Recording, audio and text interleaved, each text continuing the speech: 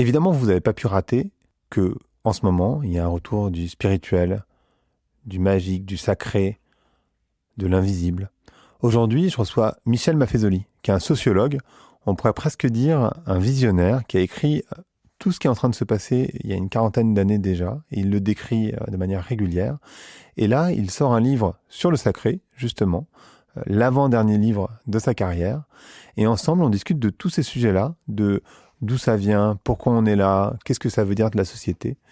C'est une conversation évidemment passionnante que je vous laisse écouter maintenant. Allez, Vlan, c'est parti.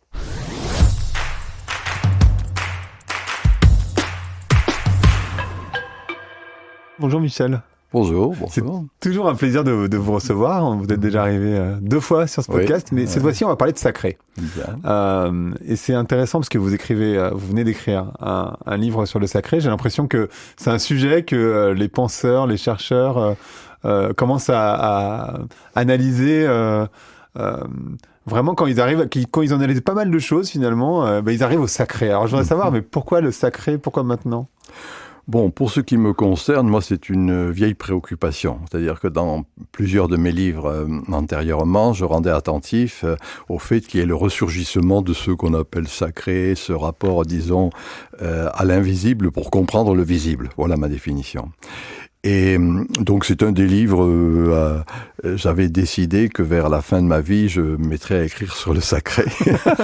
Et c'est en effet, ça va être, c'est l'avant-dernier livre, j'en ferai un autre, mais c'est tout, quoi. Voilà, ça, oui. Ça culmine un peu de mon travail dans cette recherche-là. Alors, le pourquoi. Pourquoi, c'est toujours difficile de répondre au pourquoi. Donc, on sait le comment. Moi, j'ai jamais voulu dire le pourquoi. Mais enfin, en gros, vous savez que de mon point de vue, on est en train de passer d'une époque à une autre époque. Dans le sens simple du terme, l'époque moderne, même si l'oligarchie au pouvoir veut maintenir cette époque moderne et les valeurs de la modernité, moi, je pense que globalement, c'est en train de s'effilocher. Il y a un délitement de cette modernité et l'émergence d'autres choses. Quand on regarde sur la longue durée les histoires humaines, on voit ce processus de balançoire. Pendant au moment 3 siècles, domine quelque chose, et puis après, ce qu'on avait oublié, ce qu'on avait laissé de côté, ressurgit. Et en bref, la modernité a mis je m'appuie ici sur l'œuvre de Max Weber, par exemple, de l'éthique protestante et l'esprit du capitalisme. Il montre que ce qui était le fil directeur de la réforme protestante, et ce qui, pour lui, est le fondement même du capitalisme, c'est-à-dire la société moderne, c'était la rationalisation généralisée de l'existence. Voilà ce qu'il dit. Aboutissant, selon une belle expression qu'il faut dire et redire, aboutissant au fameux désenchantement du monde. Voilà. Le terme allemand est d'ailleurs un peu plus riche. Entzauberung der Welt, on a traduit par désenchantement. Zauber en allemand, c'est le sorcier. Donc je dirais, moi, il y a eu une démagification du monde qui s'est opérée par le rouleau compresseur de la raison, qui a abouti à le contrat social, ces institutions, Michel Foucault l'a bien montré, qui s'élabore au XIXe siècle. Et ce fut un rouleau compresseur, je fais exprès d'employer cette expression, c'est ceux qui avaient évacué, encore une fois, tous ces éléments un peu invisibles, le sacré sous ses diverses modulations, etc. Et mon hypothèse, dans le mouvement de balancier que je viens de dire, c'est que toute une série d'indices, d'observations qu'on peut faire, et puis ce serait bien qu'on en parle d'ailleurs de manière concrète cela, tout cela, je dis bien indice, index, ce qui montre. Pour moi, ce qui montre, il y a un retour de cet élément qu'on avait laissé de côté. Alors, j'ai résumé cela en disant sacré, mais ça pourrait être le divin, ça pourrait être l'invisible, ça pourrait être la déité, peu importe. Moi, j'ai pas de fétichisme du concept, mais voilà ce qui a mu cette recherche et ce livre qui a pour titre La nostalgie du sacré, mais qui rend attentif au fait que tout ce que dans notre progressisme un peu bené, notre progressisme qui est devenu de plus en plus destructeur, le saccage écologique le montre bien, il y a retour de ces valeurs beaucoup plus terriennes, ces valeurs, encore une fois, enracinées. Si je résume et termine là-dessus, ce qui a prévalu, je prends l'idée nietzschéenne, ce qui a prévalu dans la modernité, c'est Apollon, la raison claire. Pour moi, ce qui est en train de prévaloir, ce fut un de mes livres il y a fort longtemps, c'est Dionysos. Voilà. Et donc Dionysos, c'est un autre rapport, encore une fois, à l'invisible qui s'opère. Voilà un peu. Et alors vous utilisez aussi un mot, il me semble, dans votre 4e de couverture, qui est le sensible. Oui. C'est intéressant parce que, en fait, le sensible, il y a de plus en plus de personnes qui commencent à en parler, qui commencent à toucher ça. Il y a cette féminisation du monde aussi dont vous parlez, dont les gens parlent de manière plus générale. Ça commence à se répandre, j'ai envie de dire, dans la société. Moi, c'est vrai que on m'a souvent dit d'ailleurs que sur ce podcast, je traitais jamais de religion. Et c'est vrai que quelque part, c'est un choix, mais quelque part, ça me semblait pas nécessaire. Je parle de sacré, mais pas de religion. Comment on fait peut-être le lien entre sensible, religion, sacré? Ça peut être intéressant de voir ça. Bon, un des éléments justement de quand j'ai dit tout à l'heure le rouleau compresseur du rationalisme, c'est que en quelque sorte on a gardé, j'ai bien dit, qu'une conception rationnelle du monde, rationaliste. Voilà. Et ce qui fut la grande marque d'ailleurs de la philosophie ou de la psychanalyse, Marx et Freud, au XIXe siècle, c'était la séparation du corps, de l'esprit. Séparation de la culture et de la nature, etc. Freud reprend cette idée, d'ailleurs le terme allemand qu'il utilise, Spaltung, c'est la coupure. La coupure entre on n'a plus cette conception holistique. Voilà. C'est la coupure ou la séparation. Concept de Hegel, concept de Freud. Et moi, pour ma part, depuis longtemps d'ailleurs, j'ai écrit un de mes livres qui s'appelle Éloge de la raison sensible. Et en gros, une de mes hypothèses, c'est de voir qu'il est en train de revenir, alors le mot que j'emploie, mais cette entièreté de l'être. Si on le dit en des termes un peu plus sophistiqués, mais qui est de plus en plus utilisé, une conception holistique du monde. C'est-à-dire, dans le fond, holos, en grec, c'est la totalité, la globalité. C'est-à-dire, non pas cette séparation, mais au contraire, montrer que, il y a ça et ça. Voilà. Et pour moi, mon éloge de la raison sensible, c'était ça. Alors, il se trouve que depuis, c'est un peu curieux ce que je vais dire, mais depuis quelque temps, je m'intéresse beaucoup à un philosophe du XIIIe siècle, un grand théologien, qui est saint Thomas d'Aquin. Et saint Thomas d'Aquin s'appuyait sur l'œuvre d'Aristote pour montrer, en français la traduction, c'est « il n'y a rien dans l'intellect qui n'ait d'abord été dans les sens. Nihil est in intellectu qui non fuit prius in sensu ». Pour montrer en quelque sorte cette dimension holistique, une conception que les philosophes appellent réaliste. Mais le réalisme, c'est cette conjonction. Alors voilà, moi, ça me paraît être cet élément qui s'exprime dans le sacré, c'est-à-dire, le terme que j'emploie souvent dans mon livre, c'est l'incarnation, à l'image du mystère de l'incarnation dans la théologie chrétienne et catholique, l'incarnation, c'est-à-dire quand l'esprit devient chair. C'est ça l'idée d'incarnation. Et voilà pour moi un des éléments forts de cette postmodernité, un élément fort, encore une fois, de cette interaction, réversibilité, peu importe les termes qu'on va employer, qui existe encore une fois entre la matérialité et la spiritualité. Voilà. Et c'est ce qui me paraît être une des grandes manifestations contemporaines, en particulier chez les jeunes générations, qui tout à la fois sont attentives au corps et en même temps à l'esprit. Moi, j'appelle ça un corporéisme mystique, ou un matérialisme spirituel. C'est-à-dire, d'une manière, à la manière d'un oxymore, on voit les divers éléments, les diverses facettes d'une même réalité. Pour moi, c'est un signe de grande santé, dans la perspective nietzschéenne. Et alors, du coup, est-ce que vous pensez que c'est le retour de la religion? Parce que moi, par exemple, je suis pas croyant dans une religion, pourtant, je m'intéresse beaucoup au mysticisme, à la spiritualité, à tous ces éléments autour du sacré, et pas nécessairement à la religion. Vous parliez tout à l'heure de signes. C'est quoi ces signes? Parce qu'on voit bien, alors évidemment, il y a la montée du djihadisme, mais qui est une forme exacerbée, évidemment, qui n'est pas l'islam, mais je pense qu'il y a parfois des gens qui confondent malheureusement. C'est quoi les signes? Est-ce que c'est un retour de la religion ou est-ce que c'est un retour du sacré? Alors, moi, j'emploie pas le mot religion, mais un terme que je propose, qui n'est pas de moi d'ailleurs, la religiosité. C'est-à-dire quelque chose qui fait que l'idée de religion renvoie à une conception un peu dogmatique. Si je suis catholique, j'ai tel dogme. Si je suis protestant, si je suis musulman, j'ai tel dogme, etc. Alors que la religiosité, c'est au contraire quelque chose justement ambiental, je dirais. Une atmosphère dans laquelle on baigne.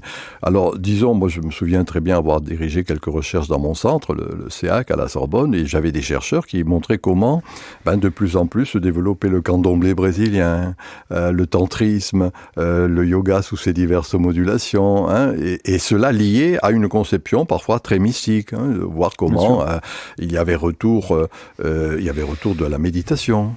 Il y a un retour faramineux, avant qu'il y ait ces sottises de confinement, retour faramineux des pèlerinages, par exemple, avec ces jeunes générations qui vont à Saint-Jacques-de-Compostelle, à Chartres ou autres. Souvent, c'est pas parce qu'ils sont chrétiens. Mais c'est comme ça, cette recherche, encore une fois, un peu diffuse, de ce que j'appelle l'invisible. Voilà. Et donc, c'est en ce sens que je dis sacré. Le sacré est un terme un peu commode, pour rassembler tous ces manifestations très diverses les unes par rapport aux autres, mais qui traduisent bien, encore une fois, ce souci de ce qui n'est pas simplement le matérialisme, l'économicisme. Mais on verra cette religiosité, Internet aidant, d'ailleurs, ce serait intéressant d'en parler, au travers des développements des solidarités, des générosités, de l'entraide. Même ce mot, qui était de mon temps un mot réservé à la religion, le caritatif. Voilà des petits indices qui montrent bien que, je répète, c'est pas une religion dogmatique, c'est une atmosphère, un imaginaire, dans le sens que Gilbert Durand donnait à ce terme, dans lequel on baigne, et qui, encore une fois, met l'accent sur le prix des choses sans prix. Ce qui n'est pas directement le système des objets, ce qui n'est pas directement la consommation, etc. Et je pense que c'est ce qui va ressurgir beaucoup après cette crise sanitaire. Elle est pour moi l'indice d'une crise civilisationnelle, et on va voir revenir une échelle de valeurs totalement différente à celle qui avait marqué l'économicisme et le matérialisme. Donc vous pensez vraiment qu'il va y avoir un monde d'après ? Bon, maintenant tout le monde parle du monde d'après. Moi, ça me fatigue un peu. J'ai même fait des articles. Je fais une conférence bientôt qui a été intitulée par l'organisateur "Le monde d'après", etc. Mais non, je dis tout simplement que voilà, il y a saturation de ce qui furent les grandes valeurs modernes. Individualisme, rationalisme, progressisme. Et que donc, du coup, on va voir ressurgir d'autres types de valeurs. Monde d'après, j'en sais rien. Disons quelque chose qui fait que ce sera tout à fait alternatif. Les soulèvements populaires aidant, d'ailleurs, faut pas l'oublier. Moi, j'ai écrit pas mal d'articles sur ce thème en disant que de diverses manières, on voit bien que le peuple va en faire entendre sa voix. Et que ce peuple ne se retrouve pas dans simplement le matérialisme, la valeur travail, l'économicisme, etc.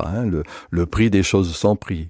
Ne plus perdre sa vie à la gagner. Enfin, on pourrait multiplier à l'infini un peu des slogans comme je viens de faire, mais qui montrent bien que il y a un passage du quantitatif au qualitatif. Et pour moi, c'est ça, cette religiosité, etc.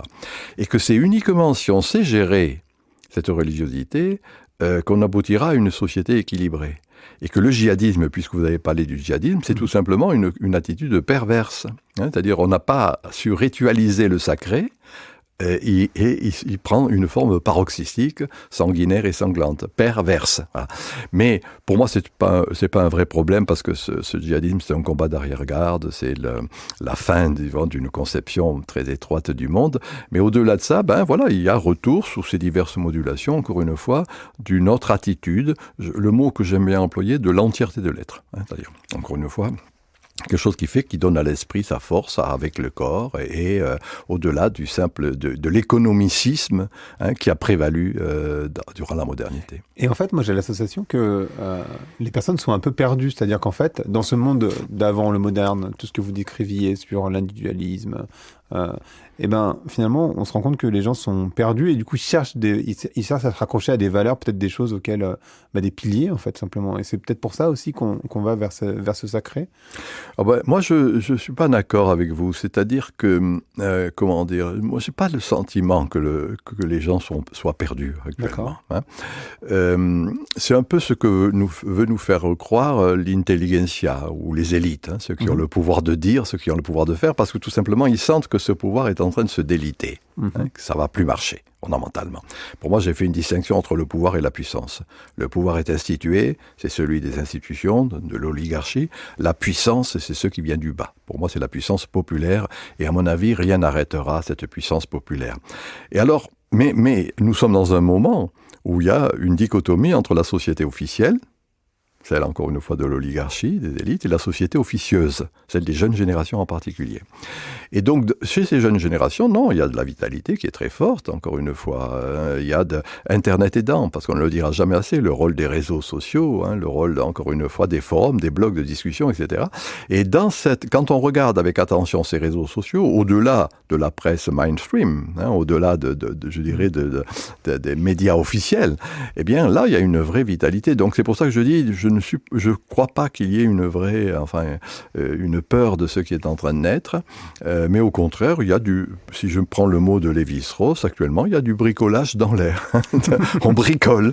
Bien sûr, on est obligé de rentrer dans un modèle économique par le travail ou autre. C'est pas la peine, on peut pas nier cette dimension-là. Mais en même temps, il y a quelque chose qui met l'accent au-delà de ce modèle économique. Moi, je fais souvent des entretiens, je suis souvent invité par des chefs d'entreprise, par exemple. Et eux, ils ont le nez creux. Ils se rendent bien compte qu'ils ne peuvent plus manager avec la manière qui était la leur, telle qu'ils avaient appris dans le taylorisme de Ford. Mais au contraire, mettre l'accent sur des éléments très spirituels. Et moi, je leur dis, au travers de 2 mots simples, c'est si vous saviez mettre l'accent sur l'appétence, que vous obtiendrez une compétence. Et l'appétence, c'est quoi ? C'est le ludique, l'onirique. Je donne un exemple frappant. On lisait dernièrement un article au Japon où un coach faisait, dans des petits groupes de managers, faisait pleurer ensemble. Alors ça peut être paroxystique, peu importe, mais en tout cas, ça montre bien qu'il y a l'accent qui est mis, encore une fois, sur l'immatériel, sur ce qui n'est pas simplement quantitatif. Voilà, c'est en ce sens que, pour ma part, je considère qu'il n'y a pas une crainte de la part, encore une fois, de la base, mais au contraire, une vitalité très forte auquel il faut être attentif. Et alors, quelle lecture on peut faire du mouvement des années 70 ? Parce qu'en fait, moi j'ai la sensation, j'étais pas là, mais j'ai la sensation qu'il y a eu ce mouvement qui s'est fait dans les années 70, on parle, et puis qui a été tué dans l'œuf par encore plus d'individualisme, j'ai l'impression, dans les années 80. Comment on peut faire la lecture ? Est-ce que c'était une sorte de prémisse ? Est-ce que c'est en train de revenir ? Oui, vous avez raison. C'est-à-dire que, pour le dire au travers de 2 mots très simples, je dis, quand une époque s'achève, une époque ça veut dire parenthèse en grec, donc la parenthèse moderne est en train de se fermer. Pour moi, c'est vers les années 50 avec le design et les années 60 les révoltes juvéniles, Berkeley et les révoltes en Europe.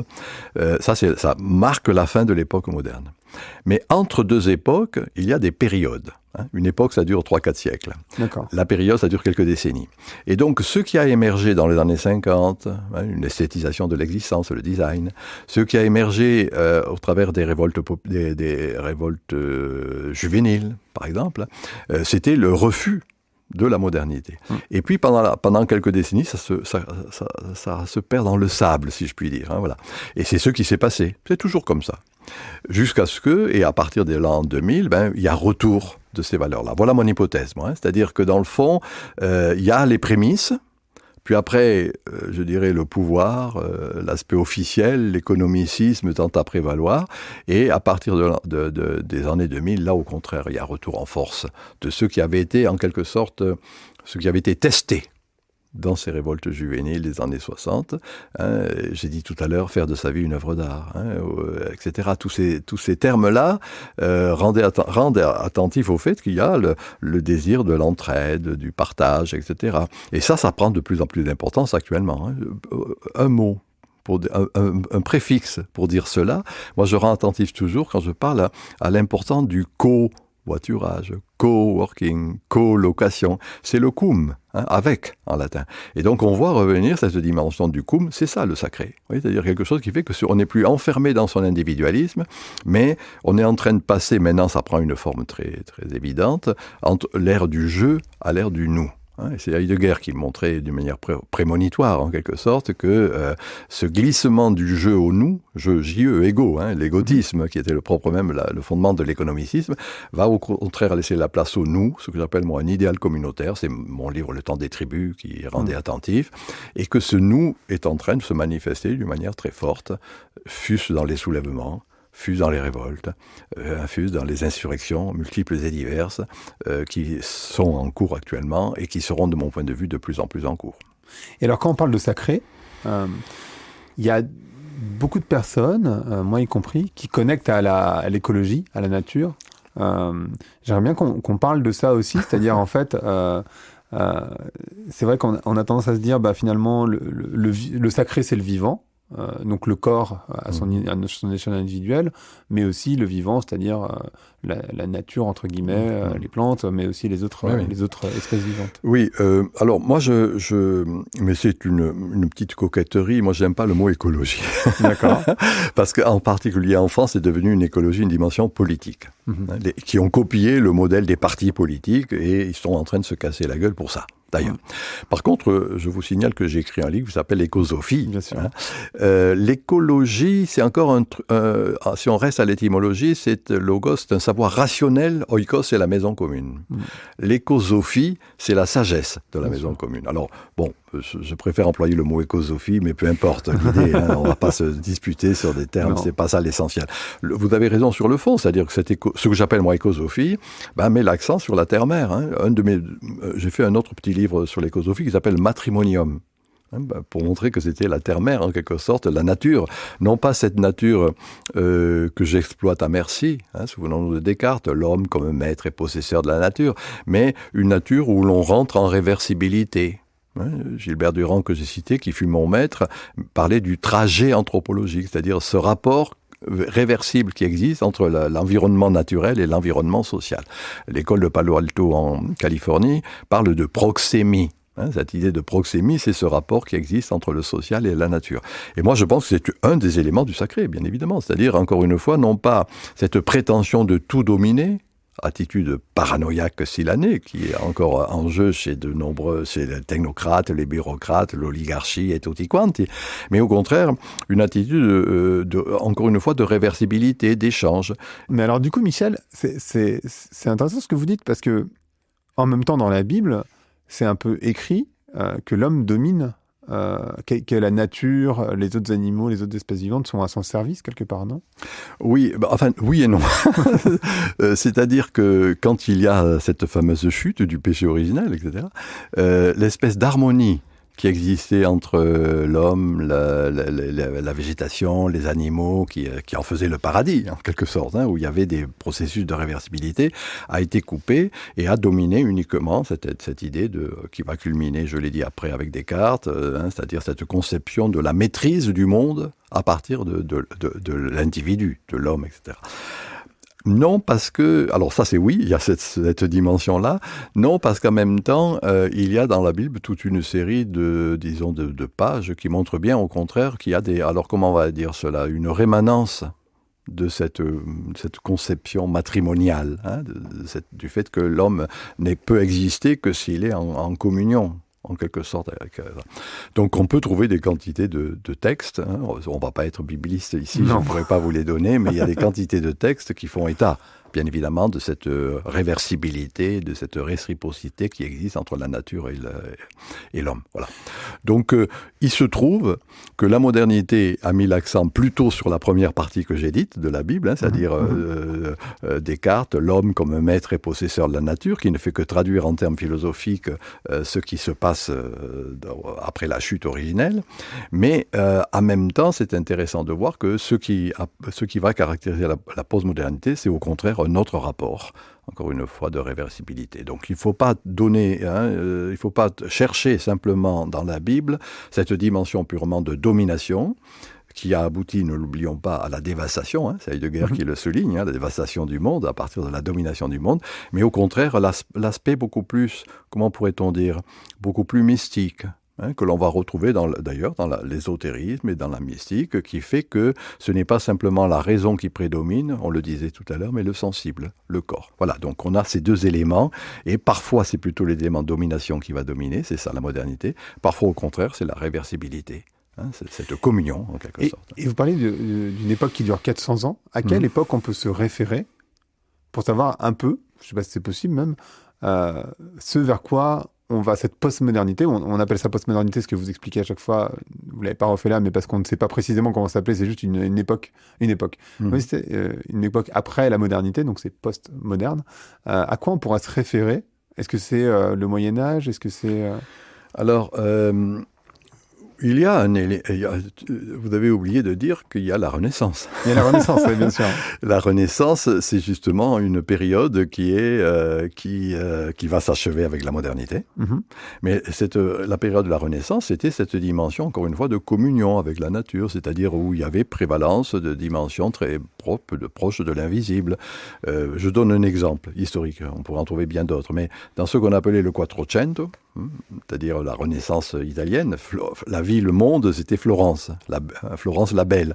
Et là, il y avait une espèce d'interaction entre les artistes, les banquiers, le clergé, le bourgeois du tout venant et tout à l'avenant. Mais il y avait ce processus d'interaction. Voilà.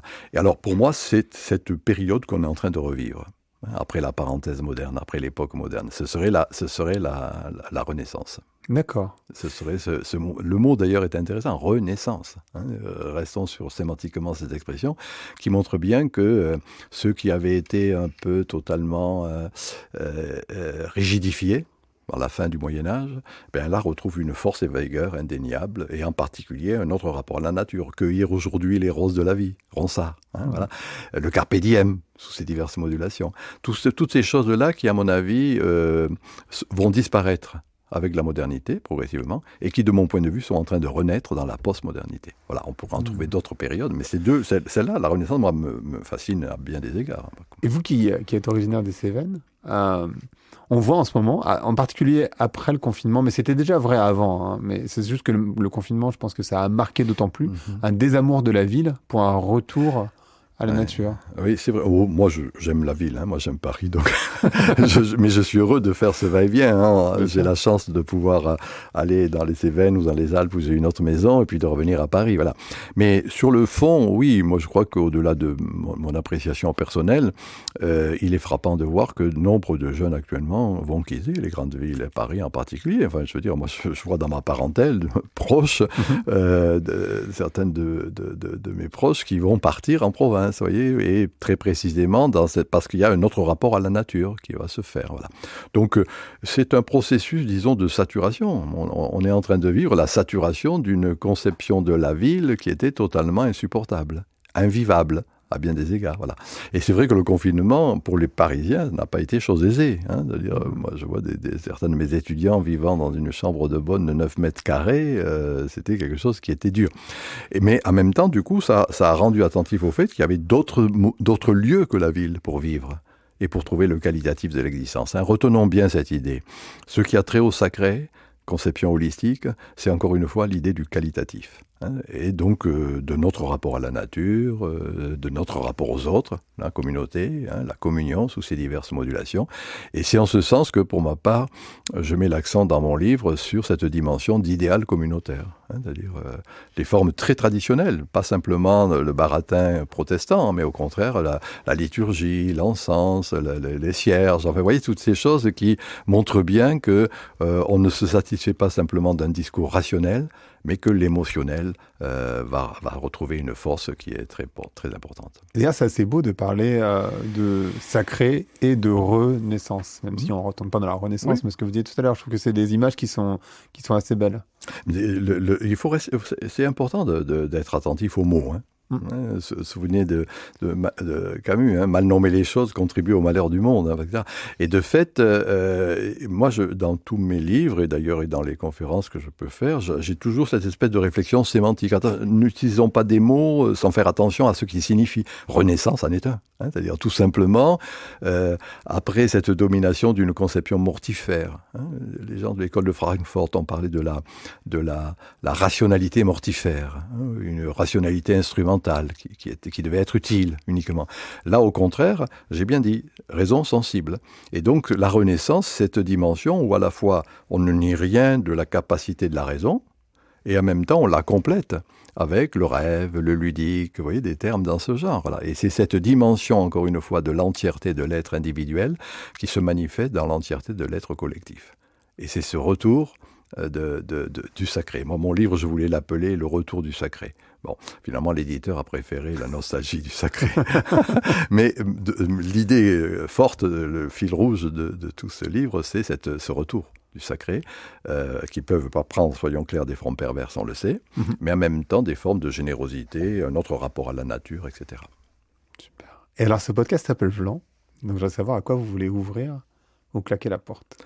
Ah ben, quand même, tout mon travail montre que, et Vlam, c'est une belle expression, on est en train de claquer la porte de la modernité. Hein, je répète, hein, le tripode moderne, c'est individualisme, rationalisme, progressisme. Hein, c'est-à-dire, demain, on rasera gratis. Les lendemains qui chantent la jouissance pour un peu plus tard. Voilà. Donc, Vlam, pour ça. Et par contre, la porte s'ouvre justement sur ceux qu'on avait méprisés, tenus pour quantité négligeable. Ben, c'est le nous de la communauté. C'est la dimension holistique du monde, hein, c'est-à-dire le corps et l'esprit, le réalisme. Et c'est se vivre au présent, qui est ce que j'appelle, moi, l'instant éternel. Voilà, et c'est ce qui est en jeu. Si j'ouvrais quelque chose, ce serait d'ouvrir sur cet instant éternel. C'est-à-dire non plus une éternité lointaine à atteindre un peu plus tard, mais une éternité qui se vit normalement et quotidiennement. Super. Merci beaucoup, Michel. Voilà, merci bien. Merci d'avoir écouté Vlan. Si vous avez aimé l'émission, n'hésitez pas à mettre des étoiles sur votre plateforme de podcast préférée. Vous pouvez aussi partager l'émission sur vos réseaux sociaux, sur Instagram Stories ou sur Facebook ou LinkedIn. Je suis Grégory Pouy. Vous pouvez me retrouver sur l'intégralité des plateformes sociales sous le nom Greg from Paris. À bientôt.